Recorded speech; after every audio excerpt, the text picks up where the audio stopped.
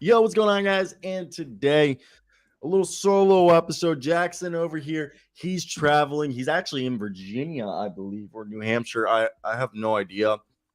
I drove yesterday about 15 and a half, almost 16 hours back from Maryland to Kansas. So here I am. I'm back. And thank God I got back today because Kevin Durant news. We have Collin Sexton news. We have Russell Westbrook news. Also, my retainer, look at this shit. Cutting into my gong. My retainer cut into my freaking lip and it's killing me. I gotta order a new one, which is $100, which sucks. But guys, I am so thankful you guys are here. I'm already literally as soon as we hit end on this, I'm heading to the gym and working out and playing some basketball. I haven't played basketball in a week, so I feel like completely out of shape. I have to play at least 2 hours basketball every day. But I think right now I know we don't have many people on, but I'm excited to think about the possibilities of what we can do. So, look, today, I think what we'll do is I'm going to share the link to be guests on the stream.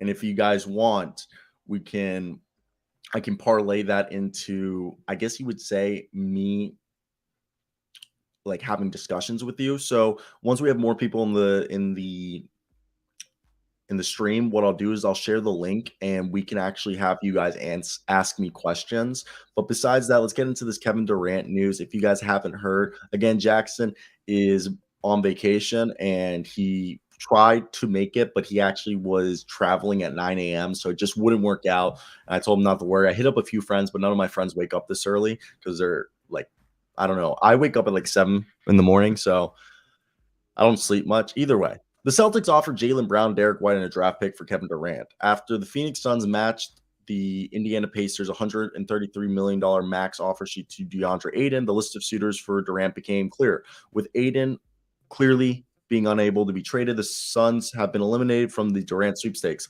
leaving the Toronto Raptors and the Miami Heat and now the Boston Celtics as the teams that want Durant. And the Celtics offered Derek White, Jaylen Brown, and a draft pick, only 3 assets. And the proposal was rejected. Brooklyn has asked in any proposal that they offer in the future to include Brown, Marcus Smart, and multiple draft picks, and potentially one more player like Derek White. And the Celtics are less inclined to include Smart along with multiple other players or pick assets, but the franchise is mulling over what could be the next steps. And guys, I have said this before with more people coming into the stream. If you guys want to do like a Q&A today, I can share the link into the comment section and you guys can take turns hopping onto the stream and asking me questions and we could do it that way. So let me know. And actually I'll just share it right now. And I'll notice when somebody hops in.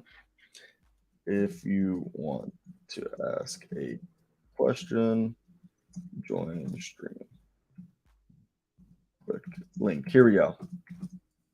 Look at the comment section. You guys can join into today's episode because it's me by myself. So if you guys want to hop in, just copy and paste that link into your bar, and we'll have a chat, and each of us can do that. Just take your turns. Whoever gets there first gets there first. And with that being said, now a deal for Durant is not imminent. Nobody's expecting Durant to be moved. We still have 2 months till the unofficial trade deadline of the NBA offseason. And I think this is definitely something that could be interesting as all hell with our guy, Durant, Donovan Mitchell. And I've said this before. I said this in a video I recently made that whoever gets traded first, that will lead to the other trade. Like if Donovan Mitchell gets traded, also Russell Westbrook will be involved in the Donovan Mitchell trade at this point. That's how I expect it. They're going to use the Lakers to dump Evan Fournier and probably like Pat Bev and Rudy Gay's salary with Russell Westbrook going to the Jazz. I actually made a little graphic and dude, really Kyrie's the point. Jaylen Brown's a wing. You think? Oh, because Durant would be gone. But I still think they're a good team. And Kyrie's never asked for a trade. Okay, Darren Zoo. I think the interesting part is that Kyrie never asked for a trade. Has actually said he wants to be in Brooklyn, but he does have his loyalty to Kevin Durant. And look, Brian Windhorst said it best, and I made a video about this the other day. I've been trying not to say the word juxtaposition as much because I do say that word a lot, but they are in a juxtaposition because the value for what the asking price and the value for Kevin Durant is so astronomically high that if you do trade for Kevin Durant, are you even making your team better? By trading for Kevin Durant, is your team getting better? I say no, because all the assets you'll have to get Kevin Durant give up to get Kevin Durant won't make up for that anymore. Thanks, dude. I appreciate it, Darren Zoo. Try to do. I'm a journalism student, just trying to stay reported. Thanks, man. And this is what I'm saying right here is when you're looking at Kevin Durant, Brian Windhorst said it so right. The asking price is so high that he's either going to have to be taken off the market or the price will have to be lowered.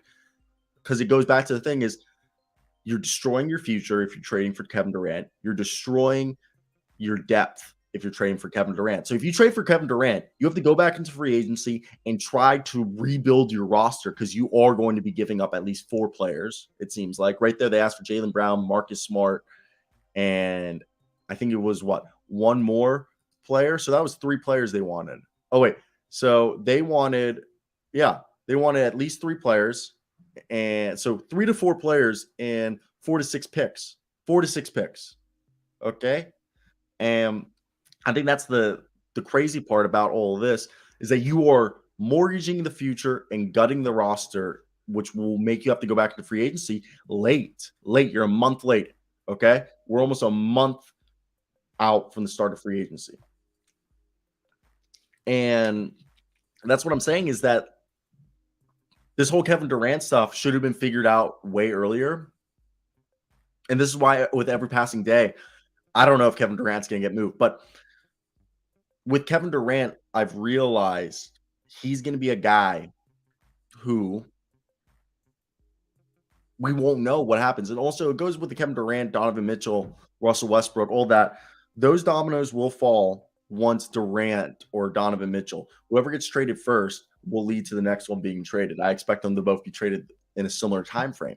But I don't know if I expect Kevin Durant to be traded anymore because of what we just talked about. The asking price is so astronomically high that you do basically mortgage your future. You gut your roster from having any depth. You have to go back to free agency when free agency right now is like James Ennis and like guys like it's either you get old guys or you try to take a second chance on some mid 20-year-olds who haven't really figured out the NBA or but playing more in Europe. And that's the problem. I don't know if you guys agree with that, but if you guys want, because today is a solo show, you guys can join the stream and ask a question, copy and paste that link into your, I guess it's your URL bar. I don't know. Either way, let's go over to Donovan Mitchell. Oh, where this water went. And Donovan Mitchell, will he be traded? That's the interesting part. Donovan Mitchell is arguably top 25, top 15. And the New York Knicks at this point, I think the Knicks are just are going full court press on him. And I look at this. Cam Reddish, I did a deal. It was like Cam Reddish, Evan Fournier, Emmanuel Quickly, Quinn Grimes, and Miles McBride to send over to, I think, I'll answer that in a second at MASN. Let me finish this thought. So the deal was actually, I'll pull it up right here. Ooh, damn it. I hate how I'll just pull it up on my head, but right now I can actually share this. Share screen. Okay, window. Let me pull this up. Look at this trade. What do you guys think of this? There's no draft picks involved, but I think if you right here we go. The Knicks get Donovan Mitchell, and the Jazz get Russell Westbrook, Cam Reddish, Quentin Grimes, Obi Toppin, Emmanuel Quickly, and like 4 first-round picks. The Lakers get Rudy Gay, Pat Bev, and Evan Fournier as salary dumps. Russell Westbrook gets bought out, and they only have a cap hit of $47 million for 1 year. He goes into the buyout market.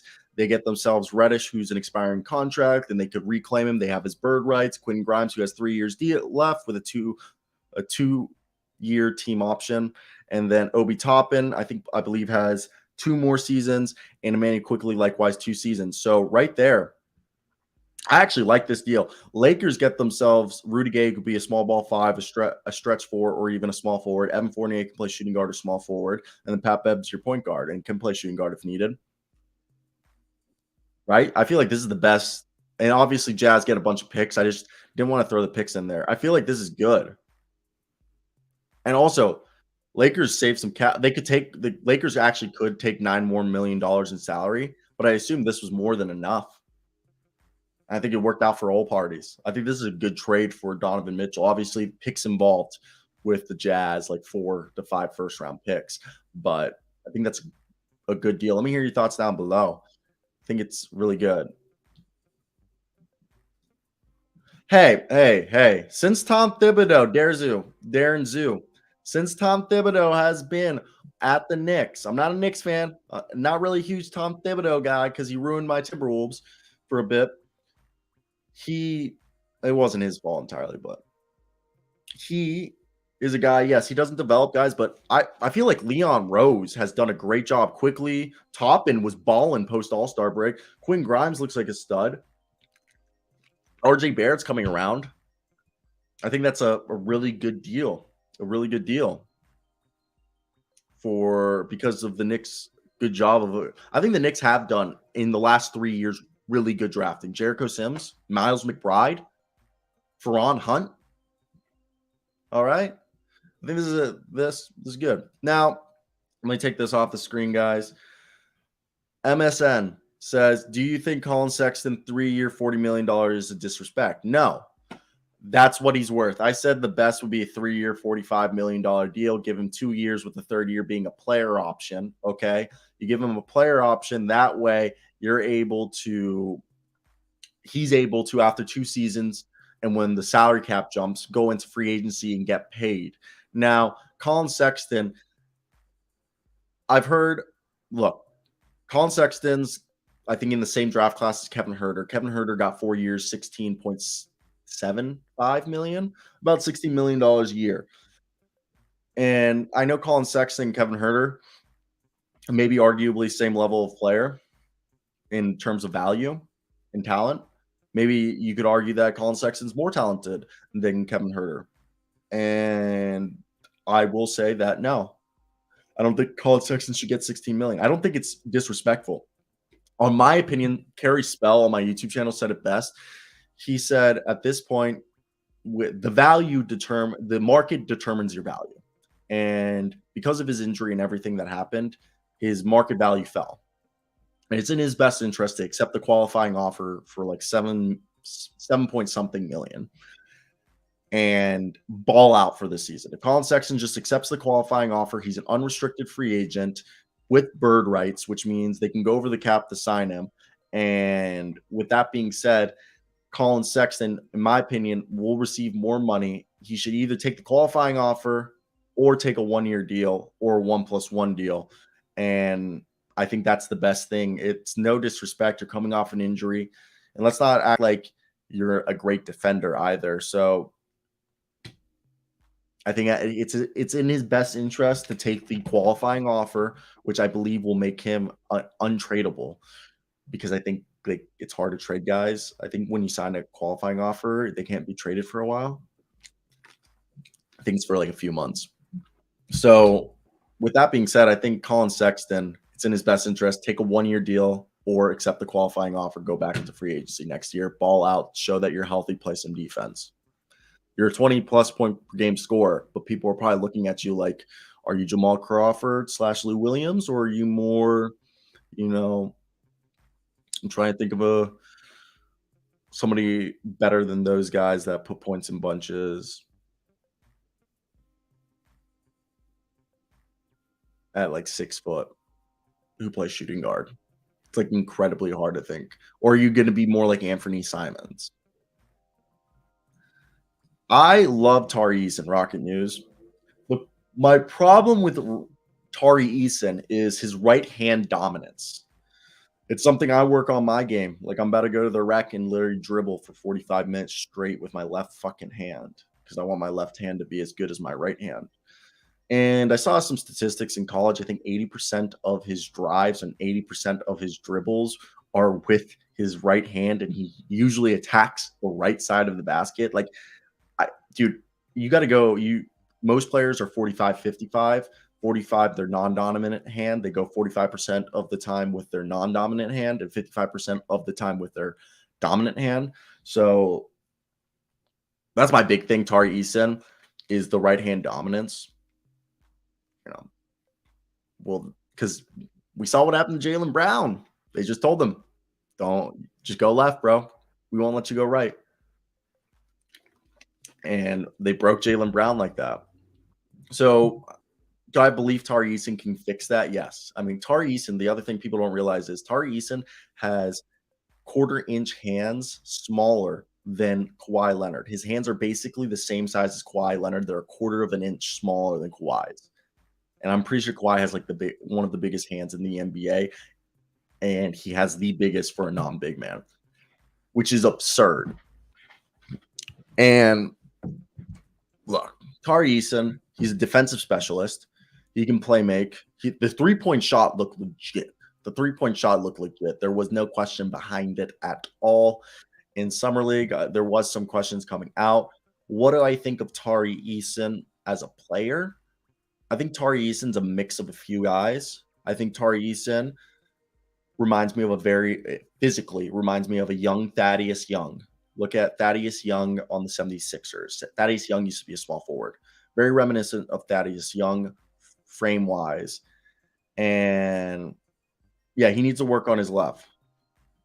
He always goes right. He always goes right. It's really bad. It's like one of his biggest weaknesses on every scouting report is like, this guy, does he just not like his left hand? Does he not know how to dribble with his left hand? Like, I feel as a guy who plays basketball, I work on my left hand so much. I work like now I drive, I do like reverse layups with my left. Like my left is just I'd say my left is like 70% of my right, but it's getting there.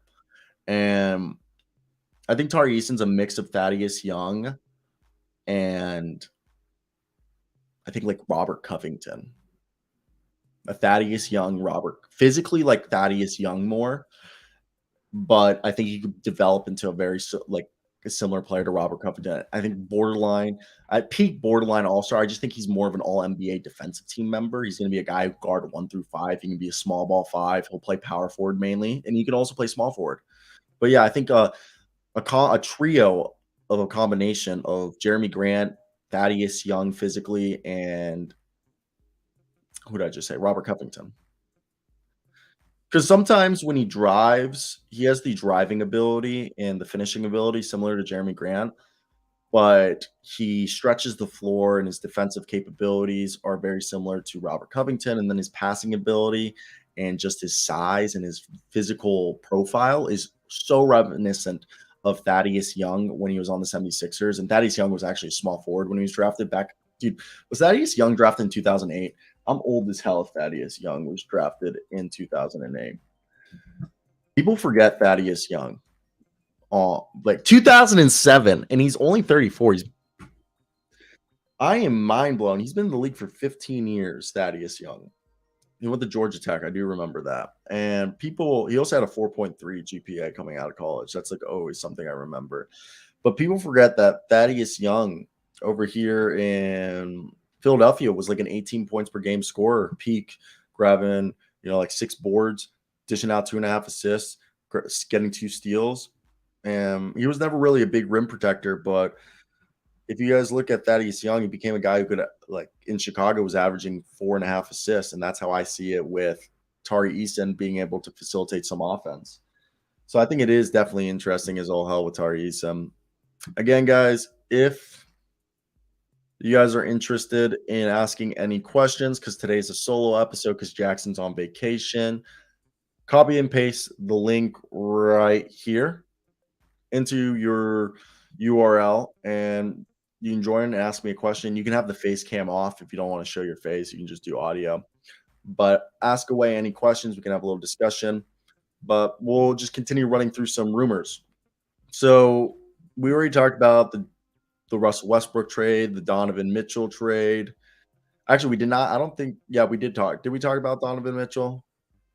I don't think we really talked about Donovan Mitchell, but we kind of prefaced it with the Russell Westbrook trade that I showed you. A combination of Evan Fournier, Quinn Grimes, Cam Reddish, Emmanuel Quickly would be sent there, and I think that would work out very well.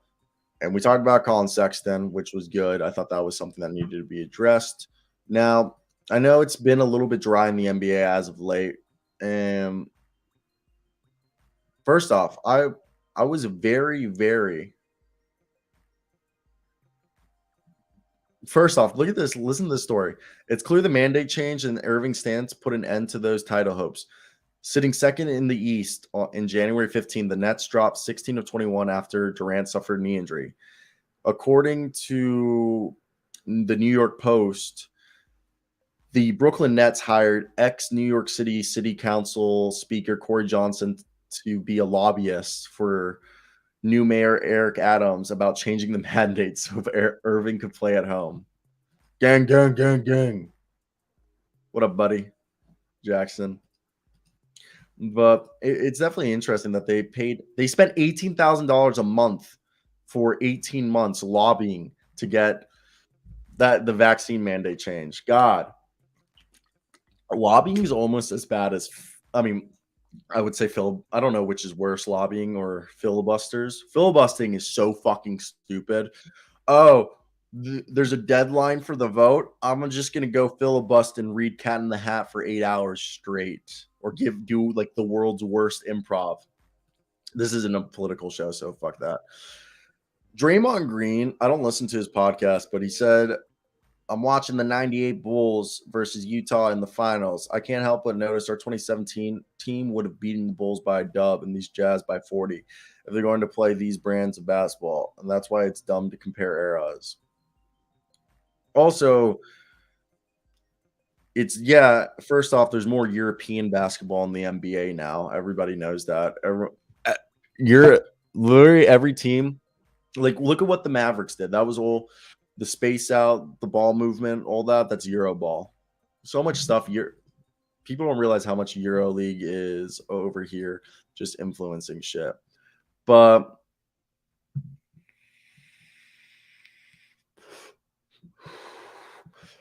I'm just interested with the whole situation that why is the NBA on a stagnant? Because it's just interesting to see that nothing's happening. Also, it was cool to see that Seth Curry said that Ben Simmons it's going to be a challenge getting his rhythm back. So let me show you guys this.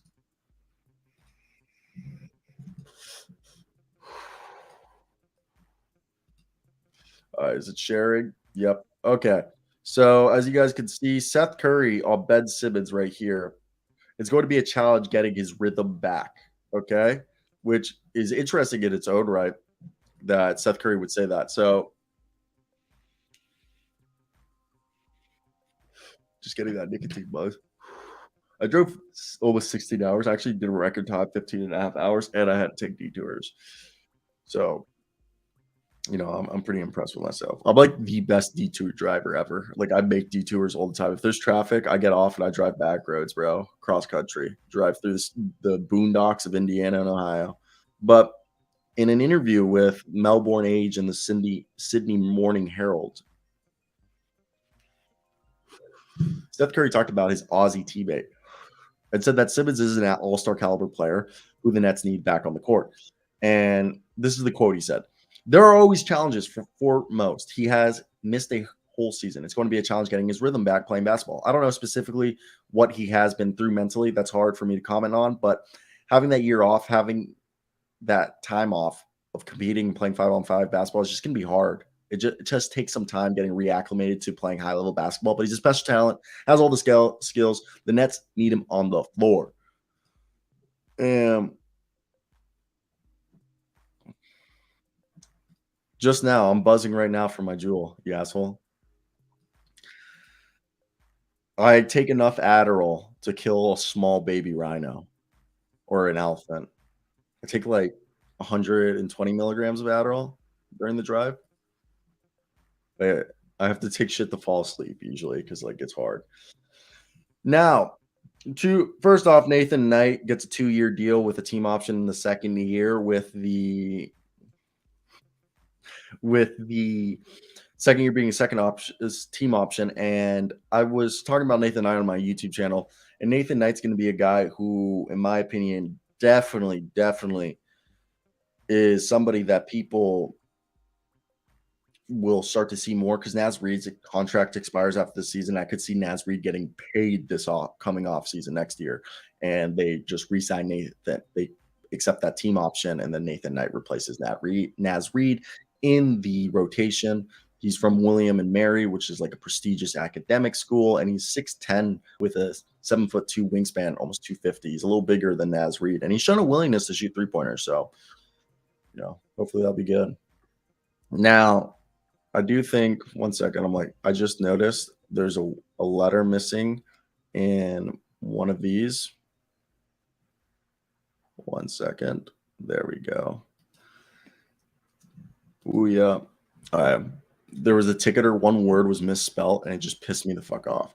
Now, Tyler Dorsey, I made a video about this 2 weeks ago when Donantis Urbanis of basketnews.com broke the news, but he said at the time it wasn't disclosed what type of contract he had signed, but it's been announced that it was a two-way contract, and he spent the last few years in Europe, becoming one of the best three-point shooters in Europe. And in about, I think it was 20-something minutes a night, he averaged 11 points, 2.5 rebounds, and 2 assists per game. And he's more of a shooting guard. He's 6'5". And I think this is a guy, Tyler Dorsey, that could surprise a lot of people. Yo, what up, Max Hill? What up? Guys, again, if you guys want to, right here, if you want to join put that link in your URL and you can join the stream and we can have a little conversation, a little chat. If you guys have any questions you want me to answer. Now, Tyler Dorsey, I think Jaden Hardy and Tyler Dorsey are two players you should watch out on the Mavericks because they are going to be guys that I truly do believe. You think the Nets a bad trade?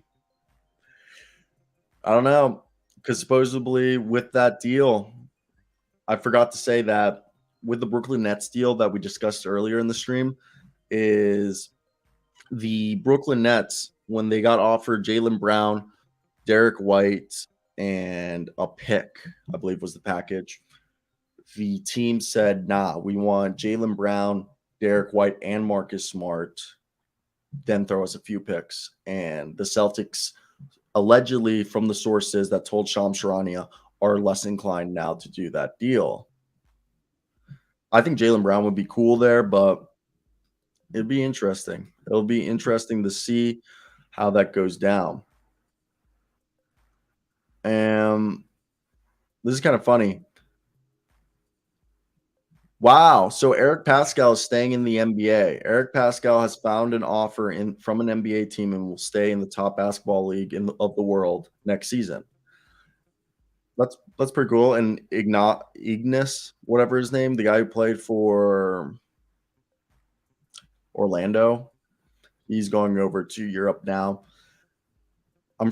There are some things going on with the NBA. Yo, Mr. 81. I do not speak Greek. I'm not Greek. I speak Italian. Parlo picano. I'm so bad at Italian. Puedo hablar español perfecto, pero tengo un poquito de acento. I speak fluent Argentine Spanish, which is called Castilian. Parlo un picano italiano. Picano. Parlo un picano italiano. Bellissimo. I could speak enough Italian to get around Italy, and if I was immersed in it, I'd probably pick it up more. My dad speaks fluent Italian and Spanish. I only speak Spanish and English and a little bit of Italian. Do I put it on my resume? Yes, because there's I understand Italian completely. I got over it. I don't have a viral infection anymore. It was either a viral or bacteria. My tonsil like was the size of a golf ball. I went and got tested for that one thing. I'm not going to say that word. I guess COVID, but and strep came negative. And yeah, so I'm good. I'm good. I took a lot of emergency and I'm good now. No sore throat. I'm better. And but yeah, no, I do not speak Greek. Do not speak Greek. Though I've lived with Greek. Oh, they didn't announce where Eric Pascal was signed, Maxville. Let me Google where Eric Pascal signed. I did not Eric Pascal, did you guys know he's like best friends with our boy Donovan Mitchell? I didn't know that. So Eric Pascal supposedly, yeah, this team supposedly, yeah, they haven't said who he is signed with. Okay. I'm actually surprised by this. I'm checking multiple websites, and as of right now, he hasn't.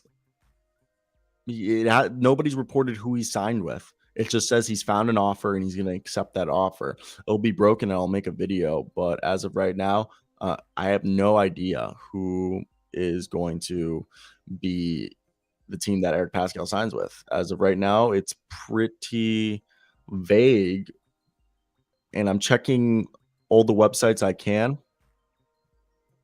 And as of right now, yeah, no, nothing, nothing. I don't see anything.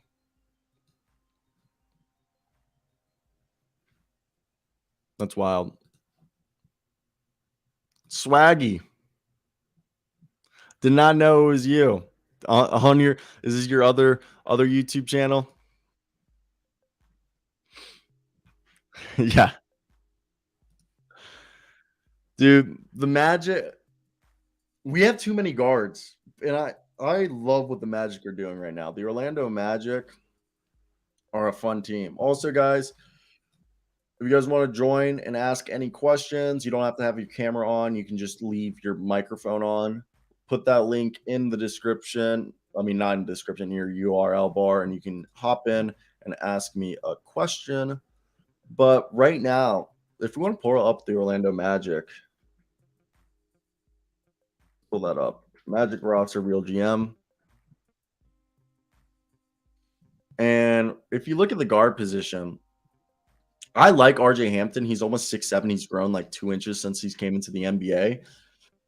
And for me, this team, I think the Magic could be a sneaky, 100% healthy, a sneak in choke artist. But no, for real, the Orlando Magic right here are a team, could be a sneaky play-in team. Could surprise a lot of people, and they could go into the play-in.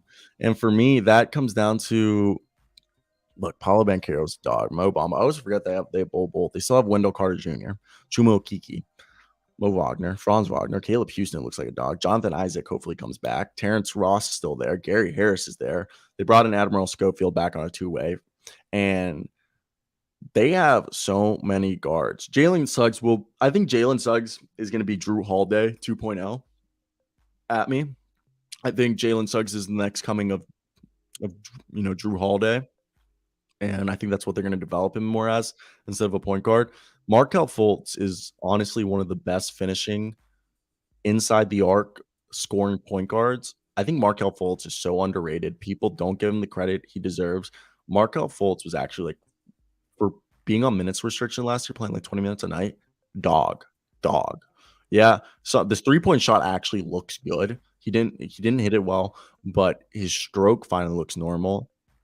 I think Markelle Fultz will be good next year. The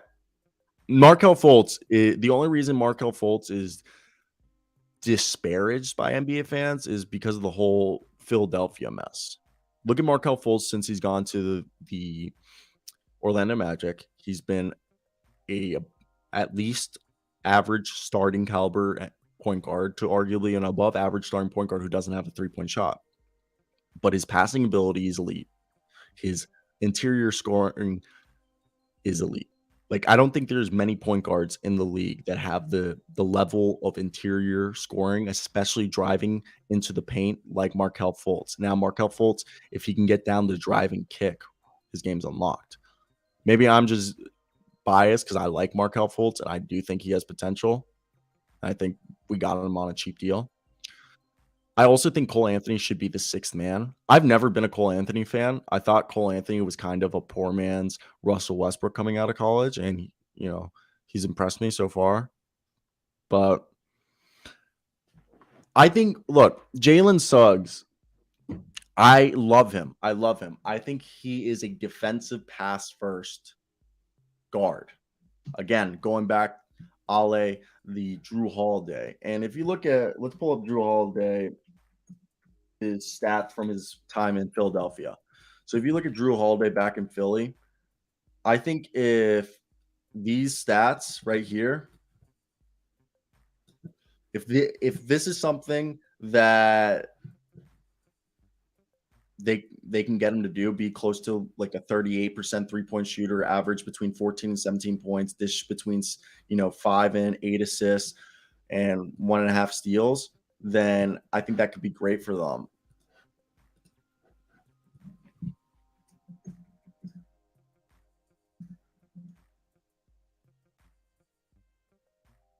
Sorry, girlfriend just texted me. And Jalen Suggs is a great defender. Jalen Suggs, one of his like calling cards coming out of college was defense. He just had a really rough rookie year. Really rough rookie year. I mean, the one thing we can take from Jalen Suggs' rookie year is that it can't be anything worse. Anything better than his rookie year will be good. I mean, you're really high on him, Max Hill, and I hope you're right. I would love that for my team. I love my Orlando Magic. I'm very convinced that Jalen Suggs is going to be more of a shooting guard with point guard like skills, and they're going to try to make him a Drew Holiday type guy because in their mind they probably want to run Markelle and Cole Anthony at the point, and RJ, Jalen, and Gary Harris at shooting guard next year. So I think that will be what they end up being able to do. But I do think it's interesting. I do really do think it's interesting. I don't know. Dude, I've given up on Killian Hayes. I was such a big fan of his when he came out of Ulm, the German team he played for. And Killian Hayes at this is a similar guy who I think needs to go. Killian Hayes and Jalen Suggs both pass first, really good passers, elite passers, good defenders. I think Killian Hayes is a bigger head case, not a head case, but makes you wonder more like what's going on there.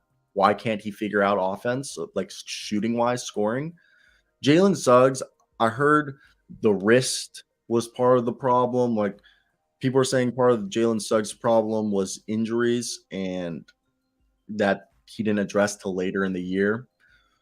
While Killian Hayes, it seems like it's something mental. And I think it's definitely an interesting situation. Okay. It's a fun team, the Orlando Magic. Now, guys, I don't want to make this a short episode, but it could potentially be a short one because I don't know what else we could talk about. We've ran through some news. Is there any questions you guys want to discuss? Anything, let me know down below.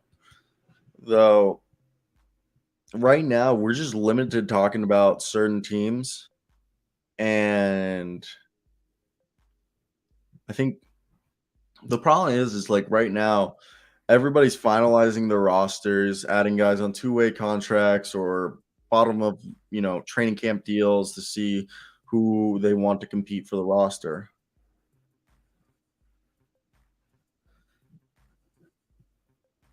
Also, this is amazing. Draymond Green was almost denied access to his own workout at UCLA by a clueless security guard. I also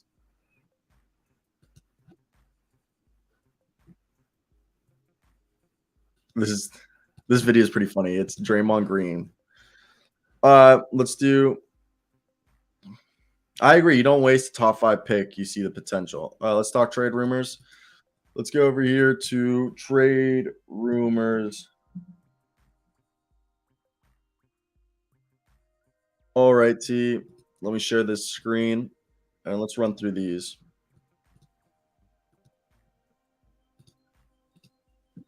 You guys see this? All right, T. Shout out Real GM for this. And obviously, we talked about the Jalen Brown, Derek White first round pick offer. There are 6 teams now that have joined the Knicks' pursuit of Donovan Mitchell: the Atlanta Hawks, the Charlotte Hornets, the Miami Heat, the Kings, the Raptors, and the Wizards. Now, let me tell you each package what the player that would have to be revolved around. The Atlanta Hawks, John Collins. The Charlotte Hornets, probably Terry Rozier, Kelly Oubre, and James Bouknight. The Miami Heat, I guess it would have. Would you give up Bam Adebayo for him? It would either be around Bam Adebayo, or it would be everyone not named Bam Adebayo and Kyle Lowry and Jimmy Butler. Trade the whole team.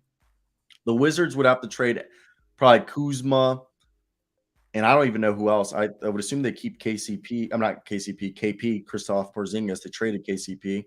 They would keep Porzingis, and they want a big three of Porzingis, Mitchell, and Beal. And then the Raptors would be Pascal Siakam, I'd assume. And then the Kings, it'd probably be Davion Mitchell and Harrison Barnes and Rashawn Holmes. So the Jazz are allegedly expected to move him, and the Knicks have been connected due to the fact that the Knicks can offer a package with young players and up to 8 first round picks, 4 being their own. What team do you think is the best? At this point, I think New York is going to get him. I don't think, you know what? If it's not, I could see the Brooklyn Nets shocking the world and trading him. Hey, Aaron Bourne, I made a YouTube video on my channel shouting you out.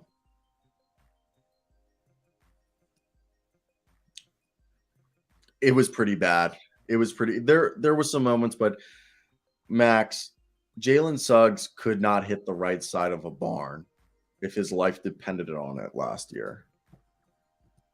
Guy could not shoot.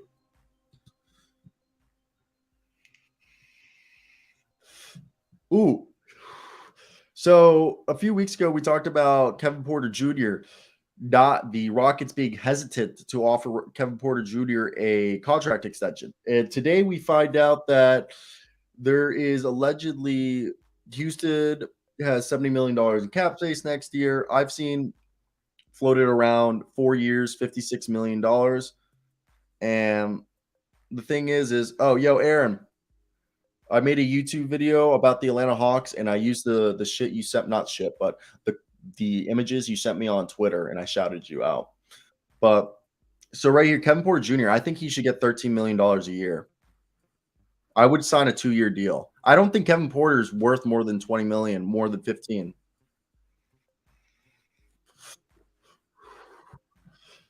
Dude, Mr. 81, I like James Bouknight too, coming out of UConn. I thought James Bouknight was going to be somebody awesome, and then James Bouknight ended up. Are we going to blame James Borrego for not playing him, or was he just not ready? I didn't really follow James Bouknight rookie year too closely. I should have more, but how much would you guys give Kevin Porter Jr.? I really think Kevin Porter Jr. is somebody that's worth interest.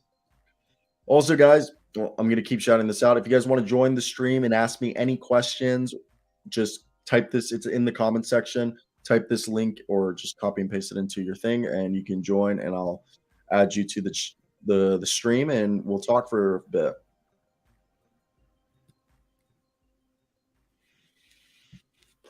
Yeah, dude. I think Donovan. Dude, I could see him going to the Kings. The Kings would move heaven and earth for Donovan Mitchell. Okay, and Collin Sexton. We talked about this earlier, and he's the best free agent, arguably still available.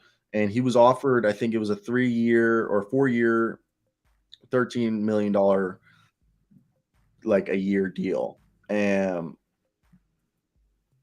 like the thing is it's a $56 million deal, 13 a year, and he believes he's like a Bogdanovich contract, which is like 18 plus a year, which no, he's not. We talked about this earlier. It's in his best interest to accept the qualifying offer, accept the 1 year deal, and go into, you know, go all out. Dude, that's what I'm saying. Why aren't the Lakers offering him like a third, like as much money as they possibly can, and or another team? Like, why not the Trailblazers? Okay, why aren't teams offering him like a 1 year prove it deal? But I accept at this point that he's going to accept the qualifying offer and prove it in Cleveland. And yeah, Max, Aaron said it best. Big O sat out a bunch his rookie year. Like we didn't see Big O at all. And then last year, Big O started playing more, but Big O, he's just very aggressive, so he fouls a lot, so he couldn't play in the fourth. I don't know why James Bouknight didn't play. Like James Borrego was the coach, and he seemed like somebody who liked young guys at the time.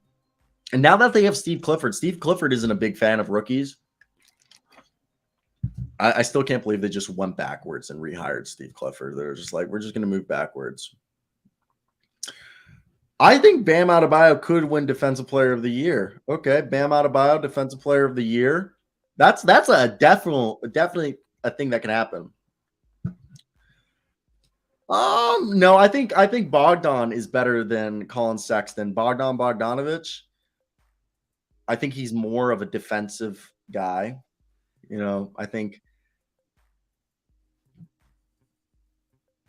I thought also, Max, I thought Borrego got fired because of defense and he lost the locker room.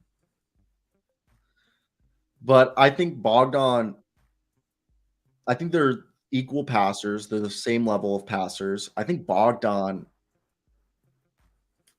arguably a better shooter, a better off ball player, but Colin Sexton's just such a microwave. He can score in bunches.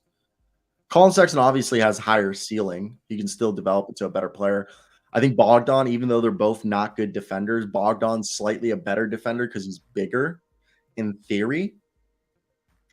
And Bogdan can play multiple positions. That's the other thing. Colin Sexton can only play a guard position. That's the problem. Now, Bam Adebayo has finished Defensive Player of the Year top 5 in voting the last 3 seasons. And he was named all defensive second team for the last 3 seasons. Also, people forget how much Bam Adebayo looks like Dwight Howard. I gotta pull this up.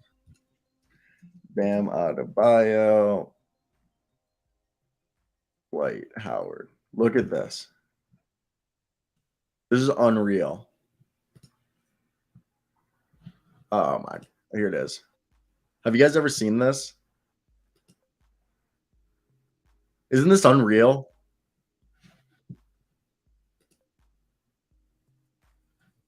They like literally look identical, which I always just thought was fucking funny as hell. But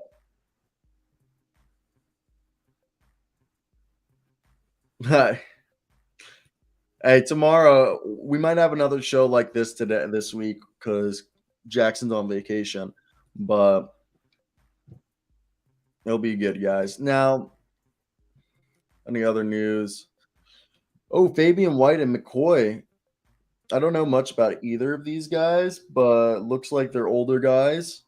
And White play. Okay, so they're both seniors, means they're like 22-year-old guys. I'm interesting. Damn, McCoy was a 5-year starter at Boston University. He's smart if he went to BU. And then you got Fabian White, who averaged 12 and a half points, 6 rebounds last year for the Cougars as a senior. That'll be interesting. Let's see if there's any other news. Dude, I forgot about James Posey being hired. Also, this was interesting. Quindary Witherspoon got a 2-way contract, and they gave Travion Williams Exhibit 10. I'm not disrespecting Collin Sexton. He's just 6 foot tall, and he's just a scorer. There's no defense. And he's not an elite passer. He's a secondary ball handler. He's an undersized shooting guard. He's a 6 foot tall shooting guard. I think Collin Sexton could be like Anthony Simons. I don't know why everyone's hyping up Anthony Simons when I think Anthony Simons and Collin Sexton are similar players. But again, I'm just a guy making YouTube videos in his bedroom. So maybe that's why I don't understand it. But now let's go over to Hoops Rumor. Okay, we got some news right here. A two-way contract for Kevon Harris. He went undrafted 2 years ago out of Stephen F. Austin. I've actually seen him play a few times, and damn, he was a full-time starter last year, averaging 15 points for the Toronto Raptors 905, almost 6 rebounds, 4 assists, shot 34% from three, and he played for the summer league team of the Timberwolves and averaged 16 points, 45% from three in 5 games. Alrighty, so they have two-way contracts. Admiral Schofield last week, and now they have Kevon Harris. And you can have up to 17 players on roster, 15 guys on guaranteed deals, and then Devin Kennedy's probably going to get cut because he's on a non-guaranteed deal. That'll be interesting. Also, Rasheed Wallace is not joining the Lakers. We found out. They said Rasheed can go F himself. He ain't joining the Lakers. I wonder why. Ham and Wallace, look, they were teammates for 2 seasons and won a title together with Detroit. But Ham confirmed in June that Wallace was a candidate for the assistant coaching role, but then it's unclear why it didn't work. Nobody knows why it didn't work out. Perhaps Wallace and the Lakers decided to go in different direction before talks got serious, or maybe it was role/financial compensation that they couldn't agree on. Now, let's see what else is there. Alrighty. Right here. So Domantas Sabonis averaged 23.2 points per game. Dude, I actually think the Kings are kind of good this year. I think the Kings can be good.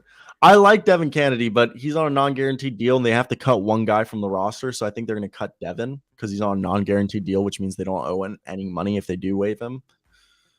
So it'll be interesting to see. Also, Terrence Ross is still on the team, and he's excited, it says. Also, are you guys going to watch Eurobasket? Because Giannis Antetokounmpo is playing with the Eurobasket team. It's been announced. So it'll be cool. Well, Mr. 81, I say it all the time because I always just want to clear up the fact that, I mean, even though I'm a journalism student and I have journalism moral and ethics, and I try to give you guys stuff, at the end of the day, I am just somebody sitting in his bedroom talking about this. So, I don't want to act like I'm holier or something more than I'm not. I like Kennedy. Don't get me wrong. I would not cut Ross, though. I love Terrence Ross. Trade him for a first-round pick. Somebody will give you it. Now, we talked about Ben Simmons earlier. Let's see. Look at this. So Boston's going to bring back that defensive starting five if they don't trade for Kevin Durant. And having Grant Williams and Malcolm Brogdon and Danilo Gallinari, they already have an 8-guy rotation right there. Derek White. Now it's 9 guys. Okay. They have a 9-man. Payne Pritchard, they have 10 guys they can play. Really? Thank you. Thank you. I think my videos are very, I'm not as high as you guys are on my videos, but thank you. I appreciate it. I'm somebody who I don't like really tooting my own horn. I hate tooting my own horn. So thank you. Dude, I believe Ben Simmons can shoot. It's all a perfectionist thing. Ben Simmons has a problem where he is a perfectionist, and his problem with being a perfectionist is that he thinks he's not a good enough three-point shooter to shoot the three-point ball. So, and he doesn't shoot at it. So I think that's a whole another saga. But if they, like I've said previously, they need to jerk him off. They need to go call up the Houston Texans and ask them for which of those, masseuses they can use to corral his spirits and tell him, get him to bust out and be a shooter. All right, because we've all seen the videos. We've all seen the videos of him shooting 3-pointers and hitting 3-point shots and looking like a decent shooter. So at the end of the day, this is on our man, okay? Ben Simmons, who can't shoot.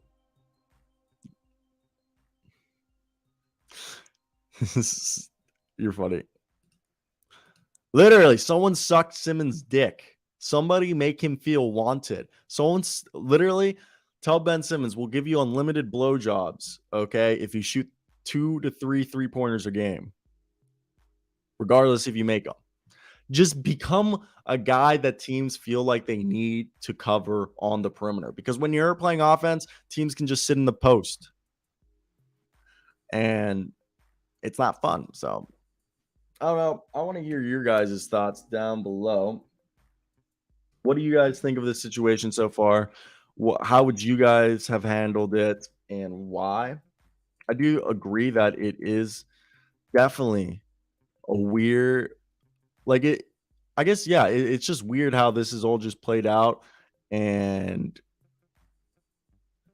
I think this is just like, look, I'm a big fan of the idea of the proponent that we need to look at a team like Ben Simmons and make sure Ben Simmons knows that it's all right to make mistakes. And I think that's the big problem with him right now is that he's fearful of making said mistakes. And I completely understand that. That makes complete sense. Being fearful of, being the reason your team lost.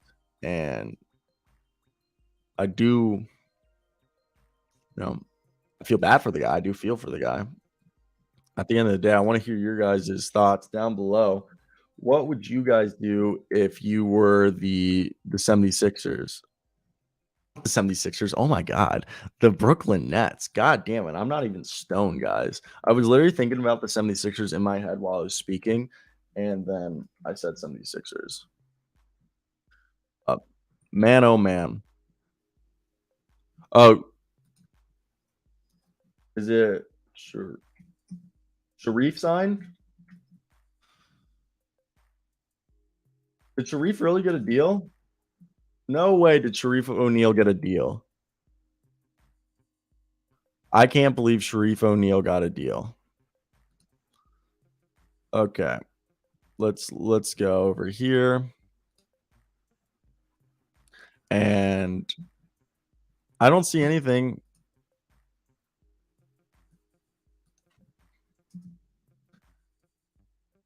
Yeah, no, nothing about Sharif. Sharif has not signed with anyone.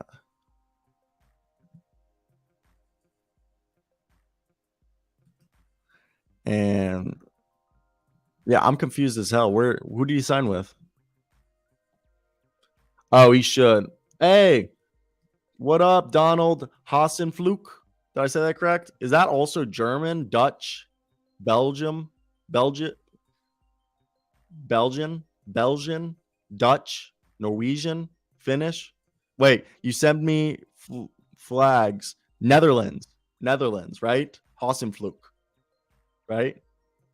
That's got to be Dutch, right? Yeah, I think it. Yeah, I mean, I thought Sharif, he could make it as a glue guy. Maybe he'll need some time in the G League. Time will tell, though.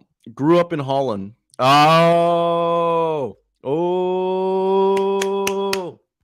Okay, I love it. So I said Netherlands. I also refer to the Netherlands as Holland. My parents are from Argentina and Italy. And my whole life, every year, my parents aren't really into. My dad's into the NBA, but besides the NBA, the only sport my parents like is football, soccer. And my whole life, it was a big deal whenever Argentina played. And Hollandia, that's how we call it in Spanish, Hollandia. And yeah, for a long time when I living in America, my friends, I'd be talking, I'd be like, yeah, Holland. We'd be talking about Holland. They're like, why are you calling it Holland, sir? I'm like, because that's what it's called. It's not the fucking Netherlands. It's Holland. But shout out Donald Hasenflug. I like you, guy. Now, I think today, that's basically the show.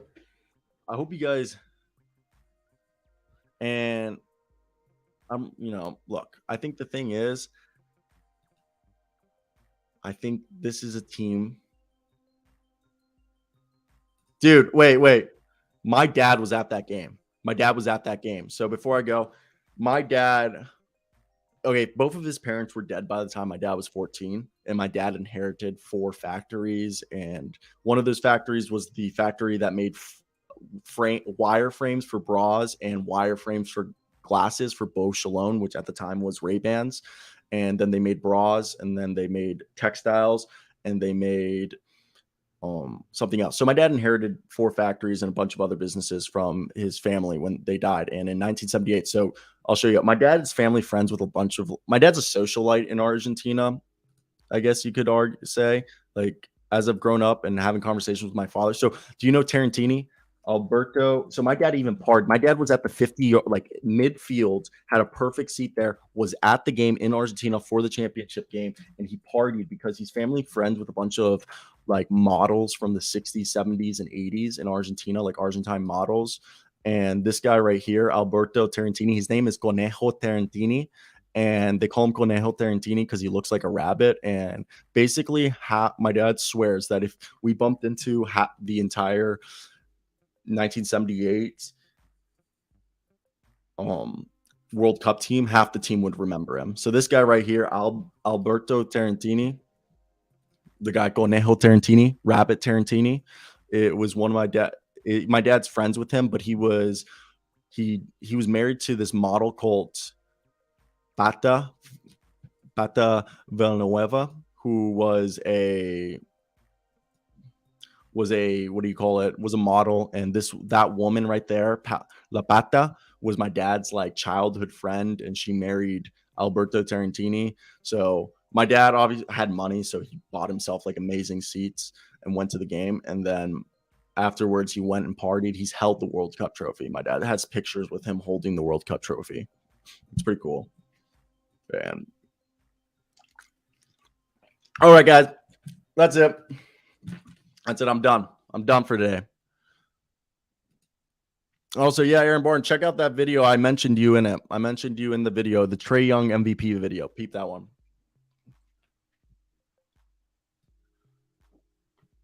All right, dog. Donald Hasenflug. If you don't know my YouTube channel, go follow my personal YouTube channel. This is our live stream channel. So Donald, Aaron, Mr. 81, Max.